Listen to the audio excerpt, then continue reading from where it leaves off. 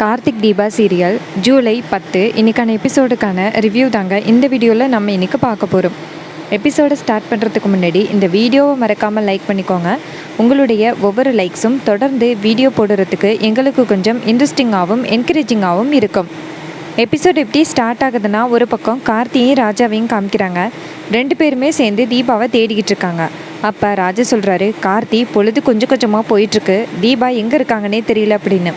அப்போ கார்த்தி சொல்கிறாரு, கண்டிப்பாக தீபா இந்த ஏரியாவில் தான் எங்கேயாவது இருக்கணும் அப்படின்னு நம்ம கார்த்தி சொல்கிறாரு. அப்போ ராஜா சொல்கிறாரு, கார்த்தி நம்மளால் முடிஞ்ச அளவுக்கு எங்கே பார்த்தாலுமே தேடி பார்த்தாச்சு கார்த்தி அப்படின்னு. அப்போ கார்த்தி சொல்கிறாரு, கண்டிப்பாக தீபா இங்கே தான் இருப்பாங்கன்னு என் உள் மனசு சொல்லுது அப்படின்னு. இன்னொரு பக்கம் அந்த குருஜி இருக்காருல்ல, அவர் கரெக்டாக எல்லா பொருளையும் எடுத்து வச்சுக்கிட்டு இருக்காரு. அப்போ குருஜி நினைக்கிறாரு, தேவையான எல்லா பொருளையும் எடுத்து வச்சாச்சு, இனிமேல் ரம்யா மேடம் வரது மட்டும்தான் மிச்சம் அப்படின்னு. இன்னொரு பக்கம் ரம்யாவையும் தீபாவையும் காமிக்கிறாங்க. அப்போ நம்ம ரம்யா வந்துட்டு ஒரு கனவு கண்டாங்க, தீபாவை தண்ணிக்குள்ளே தள்ளுற மாதிரியே. அப்போ ரம்யா டக்குன்னு நான் ஜெயிச்சிட்டேன் அப்படின்னு சொல்ல, நம்ம தீபா கேட்குறாங்க, என்னாச்சு ரம்யா அப்படின்னு. அப்போ ரம்யா சொல்கிறாங்க, ஒன்றும் இல்லை தீபா அப்படின்னு. அப்போ ரம்யா நினைக்கிறாங்க, ஒருவேளை தீபா சொல்கிற மாதிரி கார்த்தி தீபாவை தேடி வந்திருப்பானோ அப்படின்னு ரம்யா நினைக்கிறாங்க. அப்போ தீபா கேட்குறாங்க, என்னாச்சு ரம்யா அப்படின்னு. அப்போ ரம்யா சொல்கிறாங்க, ஒன்றும் இல்லை தீபா, சும்மா தான் அப்படின்னு. அப்போ இன்னொரு பக்கம் அந்த சாமியாரை காமிக்கிறாங்க. சாமியார் பூஜைக்காக எல்லா ஏற்பாடுகளையும் பண்ணி வச்சுக்கிட்டு இருக்கும் பொழுது காட்டுக்குள்ளே போலீஸ் வந்துக்கிட்டு இருக்காங்க. போலீஸ் எங்கே பார்த்தாலும் தேடிக்கிட்டு வந்துக்கிட்டு இருக்காங்க. அவங்க எதுக்காக காட்டுக்குள்ளே வந்தாங்கன்னா, ஏதோ சாராயம் காய்ச்சுறாங்க அப்படிங்கிறத பார்க்குறதுக்காக தான் அவங்க வந்திருக்காங்க. அந்த கிரிமினல்ஸை பிடிக்கிறதுக்காக தான் அவங்க அந்த காட்டுக்குள்ளே வந்திருக்காங்க. அப்போ அந்த குருஜி நேராக போலீஸை பார்த்துட்டு ஷாக் ஆகுறாரு. உடனே அந்த சேகர் என்ன பண்ணுறாருன்னா, ஓடி போய் ஒளிஞ்சிக்கிறாரு. இவனுங்க எதுக்கு இங்கே வந்திருப்பானுங்க அப்படின்னு. இன்னொரு பக்கம் அந்த போலீஸ் நேராக அந்த அருவி மேலே ஏறும் பொழுது அங்கே ஒரு பெரிய பீப்பாயும் பக்கத்தில் பூஜைக்கான ஏற்பாடுகளும் இருக்கிறத பார்த்துட்டு ஒரு போலீஸ் சொல்கிறாரு, சார் பார்த்தீங்களா, இப்போ சாராயத்தையெல்லாம் எப்படி காய்ச்ச ஆரம்பிச்சிட்டானுங்கன்னு, பூஜையோடு சேர்த்து ஆரம்பிக்கிறானுங்க, இவனுங்க சரியான ஆள் தான் அப்படின்னு. அப்போ இன்னொரு போலீஸ் சொல்கிறாரு, ஆமாம், இதில் நிறைய வருமானம் கிடைக்கிது போல், அதான் இவனுங்க இப்படி பண்ணுறாங்க, ஆனால் இதில் நிறைய உயிர் இறக்குறது அவனுங்களுக்கு தெரியல அப்படின்னு. அப்போ மெயின் போலீஸ் சொல்கிறாரு, இங்கே பாருங்கய்யா, இது ஒன்றும் சாராயம் காய்ச்சுற மாதிரி தெரியல, இருக்கிற பூஜையெல்லாம் பார்க்கும் பொழுது கண்டிப்பாக வேறு ஏதோ தப்பு நடக்க போகிற மாதிரி தெரியுது அப்படின்னு. அப்போ இன்னொரு போலீஸ் சொல்கிறாரு, சார் அப்படி கூட இருக்கலாம் அப்படின்னு. அப்போ இன்னொருத்தர் சொல்கிறாரு, சார் இந்த மாதிரி அந்தரான காட்டுக்குள்ளே பலி கொடுக்குற விஷயம்லாம் நிறையவே நடந்திருக்கு, நல்லவேளை நம்ம இந்த இடத்துக்கு வந்துட்டோம், கண்டிப்பாக இதுக்கு சம்மந்தமாக உள்ளவங்க இங்கே தான் எங்கேயாவது இருக்கணும், நம்ம எங்கே பார்த்தாலும் தேடி பார்ப்போம் அப்படின்னு. அப்போ இன்னொரு போலீஸ் சொல்கிறாரு, சரி பக்கத்தில் யாராவது இருக்காங்கன்னு எங்கே பார்த்தாலும் தேடி பாருங்கள், கண்டிப்பாக தப்பிச்சு ரொம்ப தூரம் போயிருக்க முடியாது, இங்கே தான் எங்கேயாவது இருப்பாங்க அப்படின்னு. இன்னொரு பக்கம் சேகர் போயிட்டு ஒரு இடத்துல ஒளிஞ்சிக்கிறாரு. அப்போ சேகர் நினைக்கிறாரு, சே நம்ம இந்த பரிகாரத்தை செய்ய வரலாம்னு பார்த்தா இப்படி ஆகிருச்சே, நம்ம எப்படியாவது மேடத்தை ஆன் பண்ணணும் அப்படின்ட்டு சேகர் நேராக ரம்யாவுக்கு கால் பண்ணுறாங்க. ரம்யா ஃபோனை பார்த்துட்டு ஷாக் ஆகி நம்ம ஃபோனை அட்டன் பண்ணக்கூடாது அப்படின்னு இருக்காங்க. அப்போ மறுபடியும் சேகர் கால் பண்ணுறாரு, என்ன இது மேடம் ஃபோனே அட்டன் பண்ண மாட்டேங்கிறாங்களே அப்படின்னு. இன்னொரு பக்கம் ரம்யாவுக்கு வர காலை பார்த்துட்டு தீபா கேட்குறாங்க, யார் ரம்யா கால் பண்ணுறது அப்படின்னு. அப்போ ரம்யா சொல்கிறாங்க, குருஜி தான் ஃபோன் பண்ணிக்கிட்டு இருக்காரு, நம்ம வரத்துக்கு நேராயிட்டுன்னு ரொம்ப கோவப்படுறாரு அப்படின்னு. உடனே நம்ம தீபா சொல்கிறாங்க, குருஜி தானே ஃபோன் பண்ணுறாரு, அட்டன் பண்ணி பேசு அப்படின்னு. அப்போ தீபா சொல்கிறாங்க, இல்லை நம்ம வரத்துக்கு நேராகிடுச்சு அப்படின்னு தான் அவர் கால் பண்ணுறாரு அப்படின்னு. உடனே தீபாவும் சரி நம்ம சீக்கிரம் போயிடுவோம் அப்படின்னு சொல்கிறாங்க. இன்னொரு பக்கம் ரம்யா டிரைவர்கிட்ட கொஞ்சம் சீக்கிரமாக வண்டியை ஓட்டுங்க அப்படின்னு சொல்கிறாங்க. இன்னொரு பக்கம் டிரைவரும் இந்த 5 நிமிஷத்தில் போயிடலாம் மேடம் அப்படின்னு சொல்கிறாரு. இன்னொரு பக்கம் அந்த சேகரை காமிக்கிறாங்க. சேகர் நினைக்கிறாரு, என்ன இது மேடம் ஃபோனே அட்டன் பண்ண மாட்டேங்கிறாங்க, போலீஸ் வேறு இந்த இடத்துல நிற்கிறாங்க, இந்த நேரத்தில் ரம்யா மேடம் இங்கே வந்தால் செமையாக மாட்டிப்பாங்களே அப்படின்னு. இன்னொரு பக்கம் போலீஸ் அந்த சேகர்கிட்ட வராங்க. அப்போ சேகர் ஒரு நல்ல இடத்த பார்த்து ஒளிஞ்சிக்கிறாரு. அதே நேரம் பார்த்து மறுபடியும் சேகர் நேராக அந்த ரம்யாவுக்கு கால் பண்ணுறாங்க. இன்னொரு பக்கம் போலீஸ் எங்கே பார்த்தாலும் தேடி பார்த்துட்டு இன்னொரு போலீஸ்கிட்ட சொல்கிறாங்க, சார் இது மாதிரி இந்த இடத்துல யாரும் இருக்கிற மாதிரி தெரியல அப்படின்னு. உடனே இன்னொரு போலீஸ் சொல்கிறாரு, நம்மளை பார்த்த உடனே அவன் தப்பிச்சு ஓடி இருக்கணும், நம்ம இது எல்லாத்தையுமே எடுத்துகிட்டு போயிடுவோம் அப்படின்னா அங்கே இருக்கிற பொருள் எல்லாத்தையுமே வேறு இடத்துக்கு தூக்கிட்டு போயிடுறாங்க. இதை பார்த்த சேகர் செமைய அதிர்ச்சி ஆகுறாரு. சே இன்னைக்கு கண்டிப்பாக இந்த பூஜை நடக்காது, பூஜைக்காக வச்சுருந்த அந்த பீப்பாயை அவன் தூக்கிட்டு போயிட்டான், அதுக்கப்புறம் இந்த பூஜை எப்படி நடக்க போகுது அப்படின்னு சேகர் நினைக்கிறாரு. உடனே சேகர் நேராக தீபாவுக்கு கால் பண்ணுறாரு, ரம்யாவுக்கு. அப்போ ரம்யா ஃபோனை அட்டன் பண்ணலை. அப்போ தீபா சொல்கிறாங்க, குருஜி ஏதோ முக்கியமான விஷயமா கால் பண்ணுறாரு போல், அட்டன் பண்ணி என்னன்னு கேளு ரம்யா அப்படின்னு.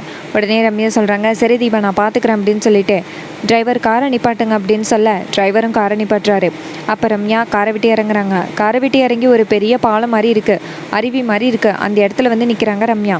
அட்டன் பண்ணி, யோ எத்தனை தடவையாக சொல்கிறது, நான் தான் வந்துக்கிட்டு இருக்கேன்னு சொல்கிறேன் அப்படின்னு. அப்போ சேகர் சொல்கிறாரு, மேடம் நான் சொல்கிறது ஒரு நிமிஷம் கேளுங்க, இங்கே வந்தீங்கன்னா கண்டிப்பாக மாட்டிப்பீங்க அப்படின்னு. இதை கேட்ட ரம்யா கேட்குறாங்க, என்ன மாட்டிப்பனா, எதனால் சொல்கிற அப்படின்னு. அதுக்கு சேகர் சொல்கிறாரு, மேடம் இங்கே போலீஸ் வந்துட்டு நீங்கள் மட்டும் வந்தீங்கன்னா கண்டிப்பாக போலீஸ் உங்களை அரெஸ்ட் பண்ணிடும் அப்படின்னு. இதை கேட்டுட்டு ரம்யா அதிர்ச்சியாகி எப்படி அந்த இடத்துக்கு போலீஸ் வந்தாங்க அப்படின்னு கேட்க, அப்போ சேகர் சொல்கிறாரு, மேடம் சாராயம் காய்ச்சிரும் அப்படின்னு நினச்சிக்கிட்டு அந்த பீப்பாயெல்லாம் எடுத்துகிட்டு போயிட்டாங்க, நல்ல வேளை நான் சிக்கலை, இன்னைக்கு கண்டிப்பாக இந்த பூஜை நடக்காது, எப்படியாவது தீபாட்ட சொல்லி சமாளிங்க அப்படின்னு. அப்போ ரம்யா சொல்கிறாங்க, சரி நான் பார்த்துக்கிறேன் அப்படின்னு சொல்ல, அப்போ தீபா அந்த இடத்துக்கு வராங்க. தீபா வந்துட்டு நேராக ரம்யாட்ட கேட்குறாங்க, ரம்யா என்னாச்சு, உன் முகமே சரியில்லை அப்படின்னு கேட்க, அப்போ ரம்யா சொல்கிறாங்க, தீபா இன்றைக்கி இந்த பூஜை நடக்காதுன்னு அந்த சாமியார் சொல்கிறாரு அப்படின்னு. இதை கேட்ட தீபா ஷாக் ஆகி, என்ன ரம்யா அப்படி சொல்கிற, அத்தைக்கு வேறு அங்கே உடம்பு சரியில்லாமல் இருக்குது, இந்த பரிகாரத்தை நான் கண்டிப்பாக பண்ணி ஆகணுமே, நீ சாமியாருக்கு ஃபோன் பண்ணி கொடு, நான் அவர்கிட்ட பேசுகிறேன், இன்றைக்கி கண்டிப்பாக இந்த பரிகாரம் நடந்தே ஆகணும் அப்படின்னு. அப்போ ரம்யா மனசில் யோசிக்கிறாங்க, என்ன இது எப்படி சொல்கிறா, இந்த பரிகாரம் இன்றைக்கி நடக்கவே நடக்காதே, நம்ம இவகிட்ட எப்படி சொல்லி சமாளிக்கிறது அப்படின்னு ரம்யா நினைக்கிறாங்க. அப்போ நம்ம ரம்யா என்ன பண்ணுறாங்கன்னா, நேராக தீபாட்ட, இங்கே பாரு தீபா, சாமியார் வந்துட்டு இன்னைக்கு பரிகாரம் நடக்காதுன்னு சொன்னால் கண்டிப்பாக நடக்காது, அவரை எதிர்த்து நம்மளால் எதுவுமே சொல்ல முடியாது, அதனால இந்த பரிகாரத்தை இன்றைக்கி நடத்த முடியாது தீபா, நாளைக்கு காலையில் நடத்திக்கலாம் அப்படின்னு. உடனே நம்ம தீபா சொல்கிறாங்க, இல்லை அத்தையோட உயிரை காப்பாற்றியே ஆகணும், நான் வந்துட்டு குருஜிக்கிட்ட பேசுகிறேன், ஃபோனை கொண்டா அப்படின்னு சொல்லிட்டு ரம்யா கிட்டேருந்து ஃபோனை வாங்குறாங்க. உடனே நம்ம ரம்யாவும் நேராக குருஜிக்கிட்ட பேசுகிற மாதிரி, இங்கே பாருங்கள் குருஜி, நான் தீபா கிட்டே சொன்னேன், தீபா வந்துட்டு இன்றைக்கே பரிகாரம் செய்யணும்னு சொல்கிறா, நீங்கள் என்ன மாதிரி சொல்லணுமோ அப்படி சொல்லிடுங்க அப்படின்னு. இது கேட்டதோட குருஜி சொல்கிறாரு, நான் பார்த்துக்கிறேன், நீ தீபாட்ட ஃபோனை கொடு அப்படின்னு சொல்ல, உடனே தீபாட்ட ரம்யா ஃபோனை கொடுக்க, அப்போ தீபா சொல்கிறாங்க, ஐயா இன்றைக்கி பரிகாரத்தை கண்டிப்பாக முடிச்சே ஆகணும், என் அத்தை ஹாஸ்பிட்டலில் உயிருக்கு போராடிக்கிட்டு இருக்காங்க, அவங்கள பார்க்கும் பொழுது எனக்கு மனசு ரொம்ப கஷ்டமாக இருக்குது, இந்த பரிகாரத்தை செஞ்சே ஆகணும் ஐயா, நீங்கள் தான் எங்களுக்கு உதவி பண்ணணும், எப்படியாவது இந்த பரிகாரத்தை செய்கிறதுக்கு முயற்சி பண்ணுங்க அப்படின்னு. அப்போ குருஜி சொல்கிறாரு, இங்கே பாருமா, இது இப்போ இறங்கு முகமாயிட்டு, இந்த நேரத்தில் இந்த பரிகாரத்தை செஞ்சால் கண்டிப்பாக வந்துட்டு உன் அத்தையோட உயிர் இன்னுமே ஆபத்தில் தள்ளப்படும், அதனால் இந்த பரிகாரத்தை இப்போ செய்யவே கூடாது, நாளைக்கு காலையில் கண்டிப்பாக சூரியன் அஸ்தமனம் ஆகிறப்ப இந்த பரிகாரத்தை செய்யலாம், அது வரைக்கும் இந்த பரிகாரத்தை செய்யவே கூடாது அப்படின்னு சொல்ல, தீபா சொல்கிறாங்க, ஐயா என் அத்தையோட உயிர் தான் ரொம்ப முக்கியம், அதனால் நான் வீட்டுக்கு போயிட்டு நாளைக்கே இந்த பரிகாரத்தை செய்கிறதுக்கு வரேன் அப்படின்னு சொல்லிட்டு நேராக ரம்யாட்ட ஃபோனை கொடுக்க, ரம்யா வந்துட்டு குருஜிக்கிட்ட சொல்கிறாங்க, ரொம்ப நன்றி குருஜி ஐயா, நல்லது கெட்டது எல்லாத்தையுமே எங்களுக்கு எடுத்து சொல்கிறீங்க அப்படின்னு. அதுக்கு குருஜி சொல்கிறாரு, இது எல்லாம் என் கடமை மகளே, நாளைக்கு காலையில் கண்டிப்பாக இந்த பரிகாரம் நடக்கும் அப்படின்ட்டு ஃபோனை கட் பண்ணுறாங்க. இன்னொரு பக்கம் நம்ம தீபாவை காமிக்கிறாங்க. தீபா வந்துட்டு ரம்யாட்ட சொல்கிறாங்க, ரம்யா வீட்டுக்கு போயிட்டு நான் ஹாஸ்பிட்டலுக்கு போயிட்டு அத்தையை பார்த்துட்டு நாளைக்கு காலையில் பரிகாரம் செய்கிறதுக்கு நான் வந்துடுறேன் அப்படின்னு. அப்போ ரம்யா நினைக்கிறாங்க, ஐயோ இவ வீட்டுக்கு போனால் கண்டிப்பாக வந்துட்டு நம்ம மாட்டிப்போம், இவளை வீட்டுக்கே விடக்கூடாது அப்படின்ட்டு ரம்யா நினைக்கிறாங்க. அப்போ ரம்யா தீபாட்ட சொல்கிறாங்க, இங்கே பாரு தீபா, இந்த பரிகாரத்தை கண்டிப்பாக செஞ்சே ஆகணும், நீ ஒரு நைட்டு தானே இங்கே மட்டும் தங்கி இருந்துட்டு இந்த பரிகாரத்தை செஞ்சு முடிச்சுட்டு அதுக்கப்புறம் நீ வீட்டுக்கு போகலாம் அப்படின்னு. இதை கேட்டுட்டு தீபா சொல்கிறாங்க, நான் எதுக்கு சொல்கிறேன்னா, அத்தை ரொம்ப உடம்பு சரியில்லாமல் இருக்காங்க, நான் போனேன்னா அத்தையும் பார்த்துட்டு நாளைக்கு காலைல இந்த பரிகாரத்தை செய்கிறதுக்கு நான் கரெக்டாக வந்துடுவேன் அப்படின்னு. அப்போ ரம்யா சொல்கிறாங்க, இல்லை தீபா, நீ இப்போ வீட்டுக்கு போனீன்னு வச்சுக்கேன், கண்டிப்பாக நீ எங்கே போன அப்படின்னு கேட்பாங்க, அதனால் இந்த பரிகாரம் செய்கிறதுல கொஞ்சம் தடை வரும், அதனால் நீ போக வேணாம் தீபா, எதுவாக இருந்தாலும் நான் பார்த்துக்கிறேன், பக்கத்தில் என்னுடைய ஃபார்ம் ஹவுஸ் இருக்குது, அங்கே உனக்கு தேவையான ட்ரெஸ்ஸஸும் இருக்குது, அங்கே போயிட்டு உனக்கு தேவையான ட்ரெஸ்ஸை மாற்றிக்கிட்டு காலையில் வரைக்கும் இருந்துட்டு காலையில் அந்த பரிகாரத்தை முடிச்சுட்டு சீக்கிரம் போயிடலாம் அப்படின்னு. இதை கேட்ட தீபாவும் சரி ரம்யா அப்படின்னு சொல்கிறாங்க. அதுக்கப்புறம் 2 பேருமே சேர்ந்து மறுபடியும் நேராக அந்த ஃபார்ம் ஹவுஸுக்கு போகிறாங்க. இன்னொரு பக்கம் நம்ம கார்த்தியும் ராஜாவையும் காய்க்கிறாங்க. அப்போ கார்த்தி காரை நிப்பாட்டிட்டு வெளியில் வந்து நிற்கிறாரு. அப்போ ராஜா கேட்குறாரு, கார்த்தி என்ன கார்த்தி, இன்னுமே தீபா சிஸ்டரை கண்டுபிடிக்கவே முடியலை அப்படின்னு. அப்போ கார்த்தி சொல்கிறாரு, ஆமாம் தீபா எங்கே போயிருக்காங்கன்னே தெரியல, ரொம்ப கஷ்டமாக இருக்குது எனக்கு அப்படின்னு. அப்போ ராஜா சொல்கிறாரு, கார்த்தி கவலைப்படாத, கண்டிப்பாக தீபா இங்கே தான் எங்கேயாவது இருப்பாங்க அப்படின்னு. அப்போ கார்த்தி சொல்கிறாரு, ராஜா நீ வீட்டுக்கு போ, நான் பார்த்துக்கிறேன் அப்படின்னு.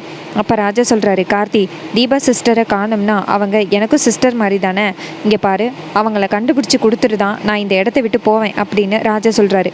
அப்போ கார்த்தி சொல்கிறாரு, தீபா அப்படி எங்கே தான் போயிருப்பாங்க, தீபாவை யாரோ இன்ஃப்ளூயன்ஸ் பண்ணி தான் இப்படியெல்லாம் பண்ண வைக்கிறாங்க அப்படின்னு. இன்னொரு பக்கம் நம்ம தீபாவை காமிக்கிறாங்க. தீபா ஃபார்ம் ஹவுஸில் இருக்காங்க. அப்போ தீபா நேராக வந்துட்டு நினைக்கிறாங்க, அத்தை வந்து இப்போ ஹாஸ்பிட்டலில் எப்படி இருக்காங்கன்னு தெரியல, நம்ம ஃபோனை ஆன் பண்ணி நேராக வந்துட்டு கேட்போம் அப்படின்ட்டு தீபா வந்துட்டு நேராக ஹாஸ்பிட்டலில் உள்ள டாக்டருக்கு கால் பண்ணுறாங்க. அப்போ டாக்டர் வந்து கால் அட்டன் பண்ணி யார் அப்படின்னு கேட்க, அப்போ தீபா சொல்கிறாங்க, சார் நான் கார்த்தியோட ஒய்ஃபு தீபா பேசுகிறேன், அபிராமி மேடம் அங்கே அட்மிட் ஆகியிருக்காங்கல்ல குண்டடிப்பட்டு, இப்போ அவங்க எப்படி இருக்காங்க அப்படின்னு. அப்போ டாக்டர் சொல்கிறாரு, இங்கே பாருமா, அவங்க இன்னமும் அதே ஸ்டேஜில் தான் இருக்காங்க, இனிமேல் அவங்கள காப்பாற்றணும்னா அது கடவுளால் மட்டும்தான் முடியும், நீங்கள் முடிஞ்ச அளவுக்கு கடவுளை ப்ரே பண்ணிக்கோங்க, கண்டிப்பாக அவங்க கண் முழிச்சிருவாங்க அப்படின்னு. இதை கேட்டுட்டு தீபா சொல்கிறாங்க, சார் எப்படியாவது எங்கள் அத்தையை மட்டும் காப்பாற்றிடுங்க அப்படின்னு. அப்போ டாக்டர் சொல்கிறாரு, இங்கே பாருமா, இனிமேல் கடவுள் விட்ட வழிதாம்மா, அவங்க இனிமேல் கண்ணு முழிக்கணும்னா இனிமேல் கடவுள் தான் காப்பாற்றணும் அப்படின்னு சொல்ல, தீபாவும் ரொம்ப நன்றி சார் அப்படின்னு சொல்லிட்டு ஃபோனை வைக்கிறாங்க. அப்போ டாக்டர் நினைக்கிறாரு, இந்த பொண்ணு ரொம்ப பாவம், அத்தைக்காக ரொம்ப கஷ்டப்படுறாங்க அப்படின்னு. இன்னொரு பக்கம் நம்ம கார்த்தி வந்துட்டு ராஜாட்ட சொல்கிறாரு, அம்மாவை பற்றி நான் இன்றைக்கி ஃபுல்லாக கேட்கவே இல்லை, அம்மா எப்படி இருக்காங்கன்னு தெரியல, நான் நேராக டாக்டருக்கு கால் பண்ணுறேன் அப்படின்னு சொல்ல, ராஜாவும் சரி கார்த்தி டாக்டருக்கு கால் பண்ண அப்படின்னு சொல்கிறாங்க. இன்னொரு பக்கம் நம்ம தீபா வந்து டாக்டர்கிட்ட கால் பேசிக்கிட்டு இருக்கும் பொழுதே ரம்யா பார்த்துட்டு ஷாக் ஆகுறாங்க. என்ன இது, இவ டாக்டர் யார்கிட்ட ஃபோன் பேசிக்கிட்டு இருக்கா அப்படின்ட்டு பக்கத்தில் வந்துட்டு டக்குன்னு தீபாவோட ஃபோனை பிடுங்கி சுவிட்ச் ஆஃப் பண்ணுறாங்க. அப்போ ரம்யா சொல்கிறாங்க, யாருக்கு பேசுனேன் அப்படின்னு. அப்போ தீபா சொல்கிறாங்க, இது மாதிரி நான் டாக்டருக்கு தான் கால் பண்ணேன், அத்தை எப்படி இருக்காங்கன்னு ஃபோன் பண்ணி கேட்டேன் அப்படின்னு.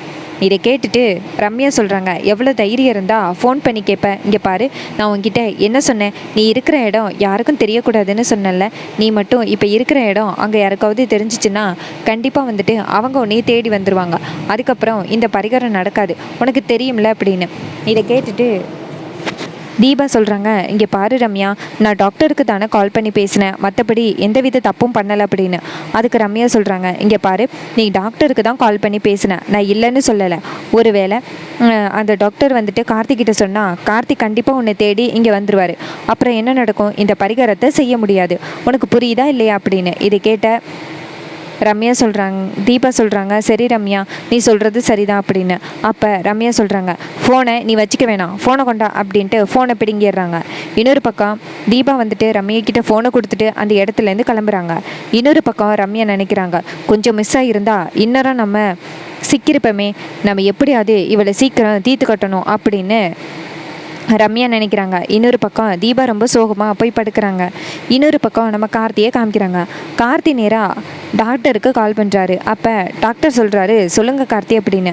அப்போ கார்த்தி சொல்கிறாரு, இது மாதிரி நான் கார்த்தி பேசுகிறேன், அபிராமி அம்மாவோட பையன் பேசுகிறேன், இப்போ அவங்க எப்படி இருக்காங்க அப்படின்னு. அப்போ டாக்டர் சொல்கிறாரு, இப்போ தான் கார்த்திக் உங்களுடைய ஒய்ஃப் வந்து கால் பண்ணி உங்கள் அத்தை எப்படி இருக்காங்கன்னு கேட்டாங்க, இப்போ நீங்களும் கேட்குறீங்க அப்படின்னு. அப்போ கார்த்தி சொல்கிறாரு, தீபா கால் பண்ணாங்களா, எப்போ கால் பண்ணாங்க அப்படின்னு. அப்போ டாக்டர் சொல்கிறாரு, கால் பண்ணி ஒரு 5 நிமிஷம் கூட இருக்காது, அவங்க கால் கட் பண்ண இப்போ அடுத்த செகண்டே நீங்களும் கால் பண்ணுறீங்க அப்படின்னு.